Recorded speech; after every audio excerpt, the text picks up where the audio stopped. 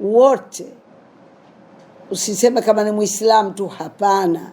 Hili jambo letu sote katika nchi yetu Tanzania. Tunawakaribisha wote, kabila zote, dini zote, taasisi zote, tunakukaribisheni karibu katika jambo letu hili. Mtu support, mtuunge mkono kwa kufika wote, na hamna kiingilio. Itafanyika kwa ukumbi wa Diamond Jubilee Hall, itafanyika tarehe 22 mwezi wa pili. Nafikiri kwa katika kuandama kwa mwezi itakuwa Ramadhani ya 4 au ya 5, utakuwa kwa kuandama kwa mwezi, na hamna kiingilio.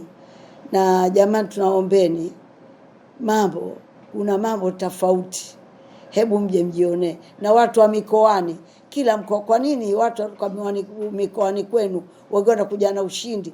Basi halau 2 watatu waje waone mkoa wao unafanya nini na wilaya zao zinafanya nini katika mashindano haya. Na kauli mbiu yetu, dunia bila Qur'ani haina amani. Dunia bila ya Qur'ani hakuna amani. انظرونا نقتبس من نوركم قيل ارجعوا وراءكم فالتمسوا نورا فضرب بينهم بسور له باب باطنه